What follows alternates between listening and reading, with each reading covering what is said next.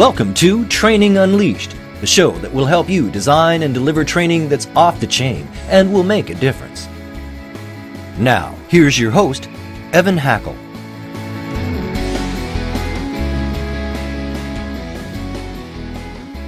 I have Shep Hyken with me today. He's a professional speaker and author. He's written such books as Amaze Every Customer, The Amazing Revolution, and The Cult of the Customer. We're very fortunate to have him. Shep, why don't we start off and have you tell us a little bit about yourself and your background? Sure, Evan. Well, first of all, thanks for having me on this program. Where did I start? I actually started my first audience. It was an amazing audience, my first paid gig, if you will. There were only about 20 people there, and they happened to be 6-year-olds. It was a birthday party, and I was 12 years old, and I was paid $16 to do a magic show for these kids. And that was my first paid gig in front of an audience. And I very quickly built this magic show business up. I came home that night. My mom and dad were at the dinner table, and my mom said, "What are you going to do after dinner?" And I thought the right answer would have been do my homework, but no, it was, "You're going to go write a thank you note. You're going to write a thank you note to that woman that hired you." And then my dad said, "And next week you're going to call her, and you're going to thank her on the phone, and you're going to ask how you did, and then you're going to ask about the little girl sitting in the back that must have been, little Jimmy's sister that's probably got a birthday party." And I thought, wow, that's pretty cool. I'll do that. And guess what happened? I booked another birthday party. And before you know it, my birthday party business was booming. But here's the key. At 12 years old, my parents were teaching me customer service. I was saying thank you at least twice. Obviously, I said it as I left and walked out the door, but you add the thank you note, you add the follow-up. And then I was asking for feedback. We always ask our audience members, hey, did you learn on a scale of 1 to 10? Did you like this or not like that? Or, how effective was the information? And I think I was learning all this at age 12 and didn't even realize that this was called customer service. Interesting. That's great. Well, I think you know that the people that are on this call are people that are involved in the world of training. Yes. And I was wondering, because, you're a person who spends a lot of time presenting, a lot of time educating. What kind of tips, what kind of things, advice would you give people in the training profession? Sure. So realize there was a big gap between that first magic show and then in 1983 when I started my true speaking business. And speaking eventually turned into partially training, even though I specifically don't deliver the training that we do. I have several trainers that work with me. I actually create the material. But one of the things as a presenter that I've learned is, and this is the best, I guess, advice anybody could think of if you get in front of an audience. It's be prepared. Preparation. I have never, and I don't ever want to feel that uncomfortable feeling. Back early in my career, I did prepare. I prepared so well, but for some reason I was still extremely nervous and uncomfortable getting up in front of people, wondering, what am I going to miss? Am I going to miss this important point? And what I realized after a while is that, I became comfortable with the information. I know what it's like to feel like I'm unprepared. I'm not sure I've ever walked on stage unprepared, but the fact is I don't ever want to experience that feeling. So what do? My goal is to understand my content well enough and be able to narrow down an entire presentation, be it a 30-minute program, an hour program, or a 3-hour program, onto one index card with bullet points. That's it. If I can look at one bullet point, I can take off. And that's all I need because I know my material well, and really important, I know who my audience is. I do a lot of work to understand that audience. It's amazing. I talk to people all the time that say, I don't prepare because I'm better just off the cuff. And I'm like, bullshit. That there's no way. And everyone has to be super prepared. Well, people argue, should I memorize or should I not memorize? And here's the point. If you're in the training side of things, you don't necessarily have to memorize. But if you're going to deliver a keynote in front of a larger group of people, you better be prepared. And preparation might mean memorization, or at least to a point where you know the material so well that something's not going to trip you up. I have ADD. And people say that, a lot of people say, oh, yeah, I have ADD too. But here's what happens in my mind. I'm looking out into the audience. If somebody drops their pencil and goes to pick it up in the floor and they're in the 5th row, I see that. If somebody's messing with their hair in the 9th row, my brain is taking this in, and I'm getting all this incoming data message all from the audience. And what I have to do is I have to filter that out and get to a point where I can concentrate on what I'm going to deliver. So here, I use a speech coach, actually. Her name's Patricia Fripp. I don't know if she's going to be on this program or not, but you should have her. Patricia taught me something incredible. I always want to keep my material really fresh. So my basic speech, and by the way I write my training is always a setup at the very beginning. It's the why, okay? It's like, why are we here? Why is this important? Why are we doing it? Maybe I've got stats and facts to support it. And then comes the how-to. In a speech, the how-to happens, the way I do it is I give, here's 5 ways to do this, or here's 10 ways to get it, a list, a top 10 list. In training, we may say, we're going to talk about 5 things today, and we give 30 minutes to each one of those 5 topics instead of 3 or 4 minutes. But here is the cool thing to do. And I learned this a long time ago, and I didn't realize how an important, effective training technique to keep material fresh. And that is, you've got 1 through 5. You don't always have to do it in that order. Mix it up a little. And it seems fresh to you, even though you've done the material maybe 100 times, putting number 4 in the first position and number 2 in the third position, and number 3 in the fifth position. I mean, it makes it new again. Yeah, keeps it fresh. Yeah, and I think keeping it fresh is important. But back to memorization, because I think this is an important key. If you choose to work hard to memorize your script in a speaking type of situation, you can improvise so much more effectively. And people say, well, if you memorized, how can you improvise? It's easy. You leave the script, and you can come right back into the script where you left off. You're that comfortable with your material. Training Unleashed is brought to you by Tortal Training, specializing in e-learning and interactive online training solutions for corporate, government, nonprofit, and franchise organizations. Tortal makes effective training easier. Just go to tortal.net to gain access to real-world tools that can make a difference. That's tortal.net, Tortal, tortal.net. I myself have seen so many things happen in the audience. I look, they're not happy or whatever, and you've got to be so prepared and so comfortable that you don't worry. So let's talk about the people that aren't happy in the audience. I was doing a presentation, many years ago, and there was somebody in the front that just didn't look happy. And what I did was a mistake. I did everything I could to make that person happy, thinking if I could make this guy smile, then everybody's going to smile. And the reality is this guy was not going to smile no matter what I did. Yeah. And I made the mistake of focusing on him, where I still had 100 other people in the audience that I needed to pay attention to, and I lost focus on them. I don't know if they noticed, but at the end of the speech, I realized, that was a mistake. If I go look at my ratings, I like to throw out the top 5% and the bottom 5% because I know that 90% in the middle, that's my sweet spot. Those are the people I want to hit and make happy. And I know that some people are going to love me no matter what I do, and some people, no matter how good I am, are going to hate me because they just don't want to be there. They hate life. So I've learned, don't focus on that curmudgeon. Don't focus on that one person that doesn't look like they're having a great time, that doesn't look like they're enjoying your program.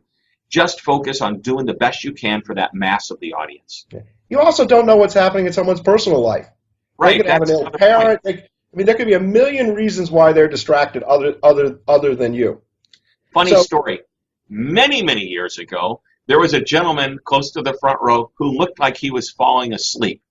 And I was so close to making a joke about that gentleman who had his eyes closed and his head was down. And I thought, nah, I'm not going there. Maybe he's not feeling good.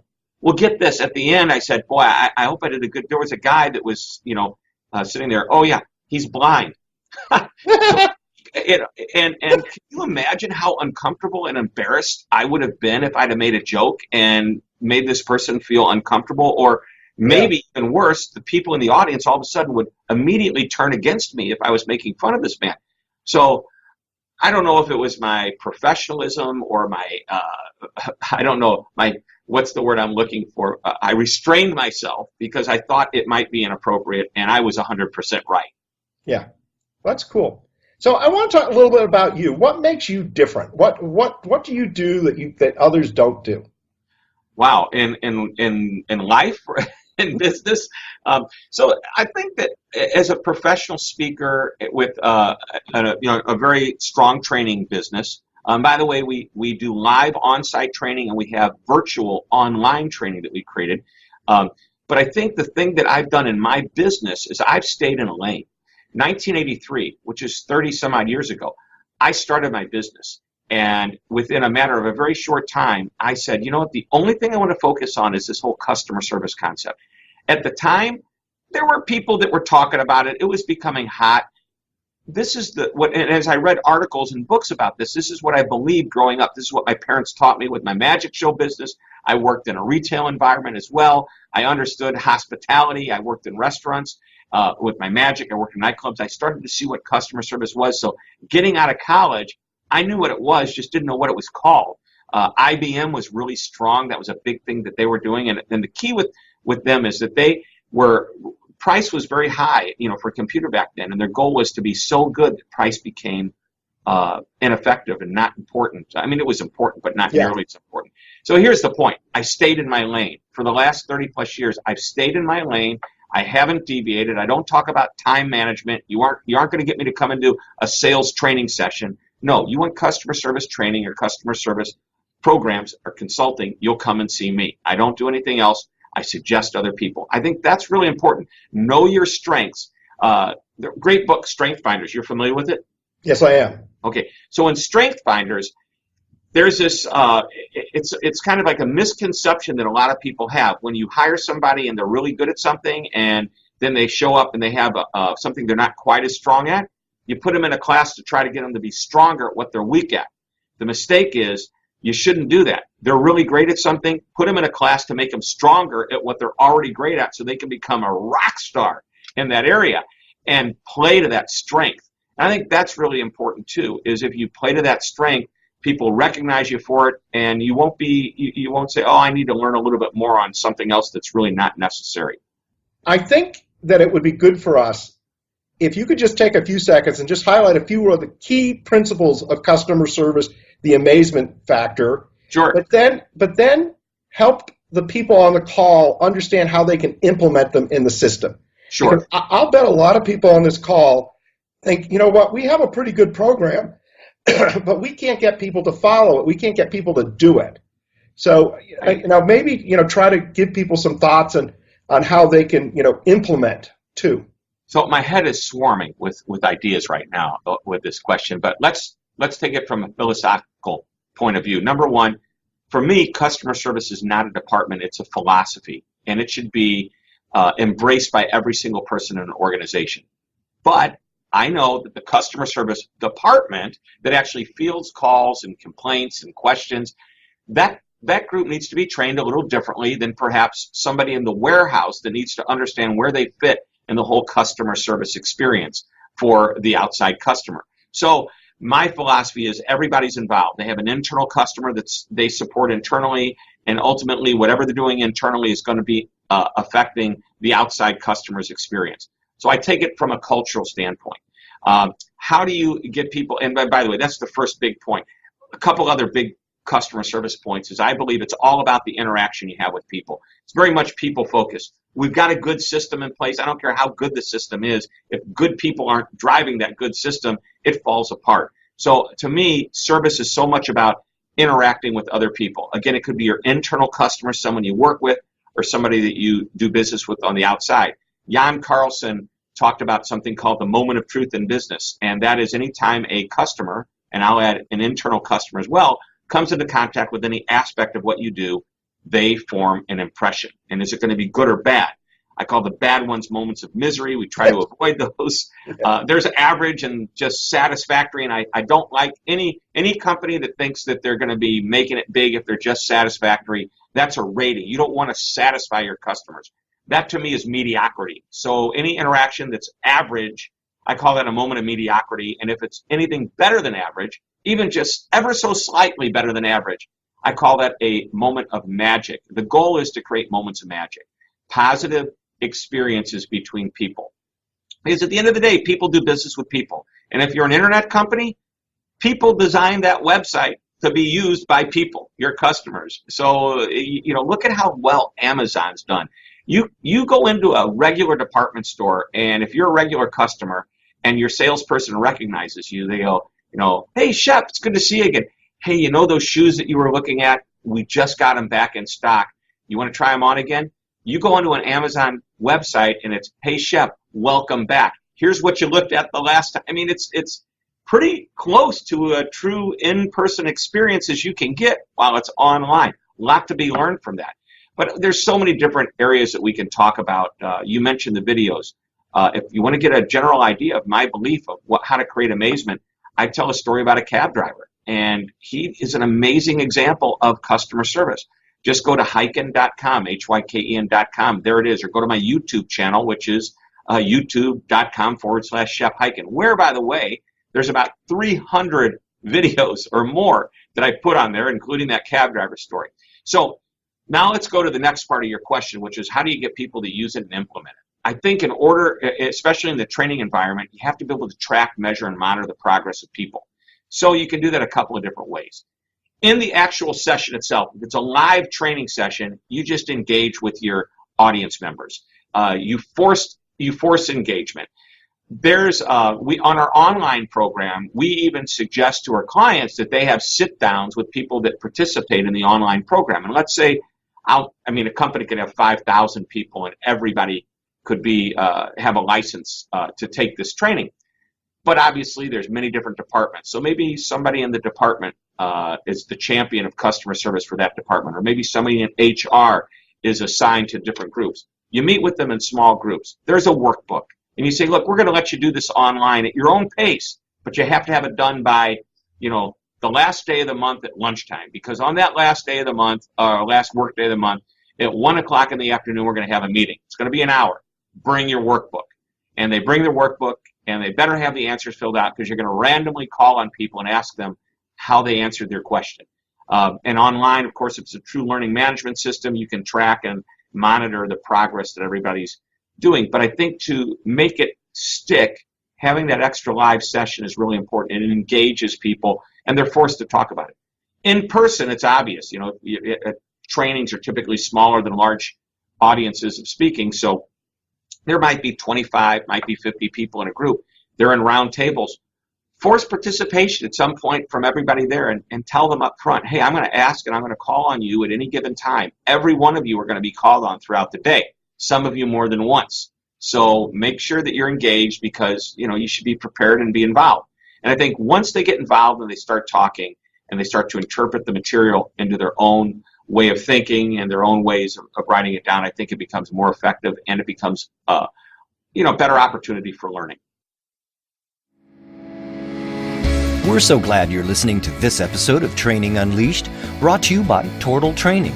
The difference between Tortal Training and other online training companies is we're primarily a training company with technology, rather than a technology company that does training. Want to find out more? Just go to tortal.net. That's Tortal, tortal.net. It would be kind of interesting to kind of reflect, because when I think of customer service, I sort of see it as something that is constantly having to be stepped up. And what kind of changes have you seen over the years? And how is it different today than it was yesterday? Sure. Well, first of all, the customer is smarter than ever before. We have done a very effective job, we meaning business, of training the customer on what good customer service is. And as a result, they understand what bad customer service is. So yesterday's customer, if you will, or a few years back, was willing to accept satisfactory service, willing to accept, hey, that wasn't a bad experience. It was, there were no hassles. But if you can take it to the next level, bump it up a notch, again, better than average, create those moments of magic, I think you've got a better opportunity. So what's happening is your customers today are taking a look at other businesses outside of your industry. Used to be they would just compare themselves to whoever your competitor was. But now, let's say I sell the mouse, okay, the Logitech mouse. That's my business. If I do a really good job, great. But if I don't do a good job, the customers are going to be thinking, wow, why can't you be as nice as that server that took care of me last night at that restaurant? Why can't you be as good as some other company that I work with? It doesn't, and because we've done a great job. We've told people we're going to deliver customer service. We've told you about awards that we win. If we win a J.D. Power Award for customer service excellence, we better deliver every single time, because now we have this award. We have to prove that it was worth going after it. We have to prove to the customer that we're worth owning it. Yeah, that's true. That's very true. So customers are smarter than ever before. I think that's one big takeaway from that. And the way to step it up is just, be focused. Companies should become what I call customer focused, customer centric, some people call it. And that is that every decision that you make should consider the customer. That doesn't mean you have to do something. I mean, we're all, well, we shouldn't charge them because, if we're really focused on the customer, let's just give it away for free. No, that's not what I'm talking about. But if you're sitting down and talking about a pricing structure, you should say, how is the customer going to react if we raise our prices? Is it going to be, or if we raise them this much or this much? Because then at least you're taking customers into consideration based on what you decide to do. Even if it's a decision that's going to actually help and profit the company and might cost the customer more money, at least you're customer focused in considering it. You said something earlier, and I'm going to zip back to it now because I think it's a really important point.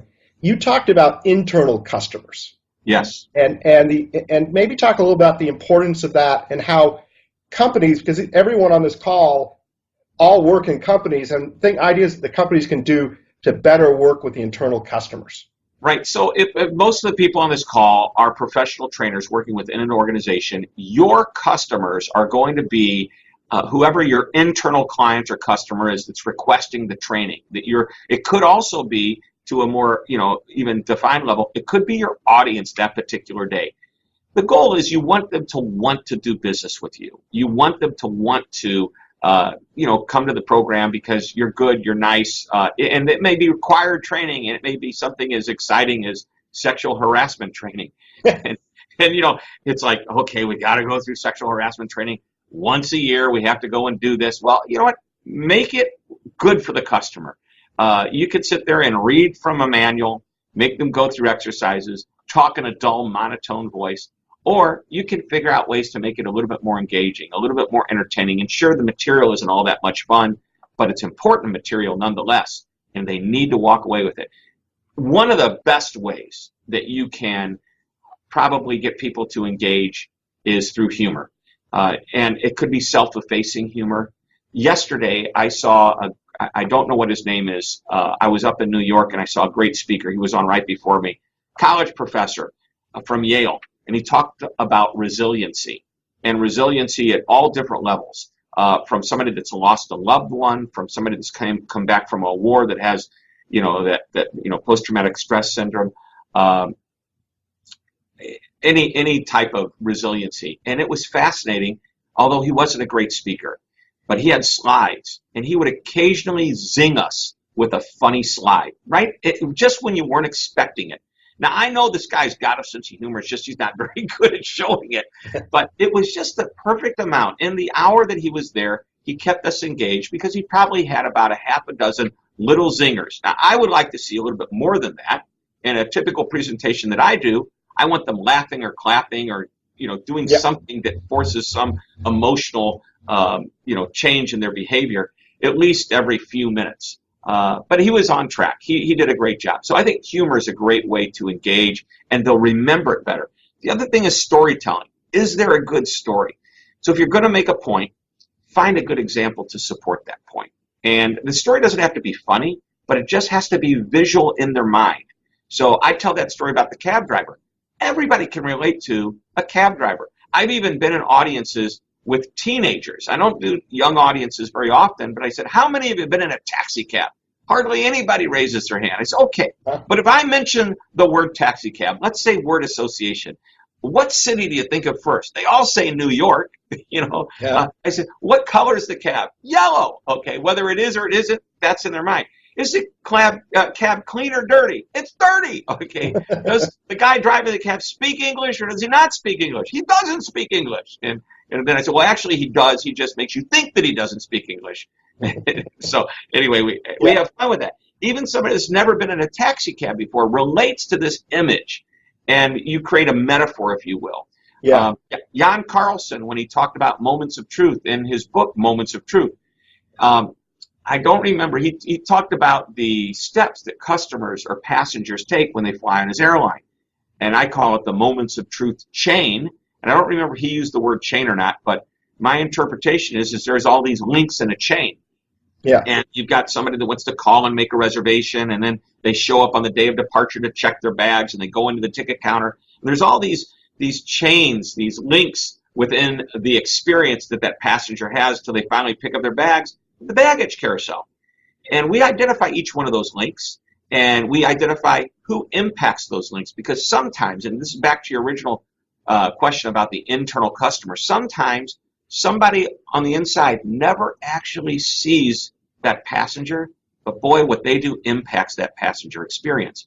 Jan Carlson actually said, if you're not supporting the passenger, you're probably supporting someone that is. But I'll go a step further.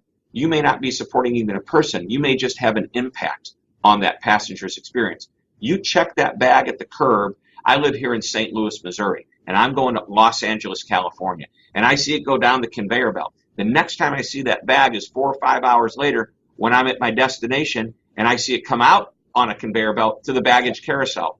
There's a lot that happens behind the scenes. Everybody behind the scenes had a job that impacted that moment when I saw that bag show up again.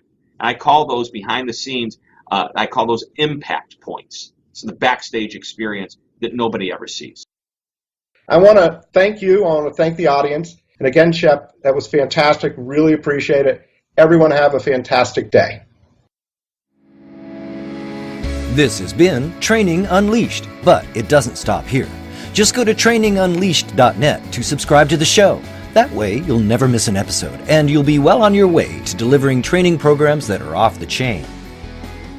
We'll talk to you next time on Training Unleashed.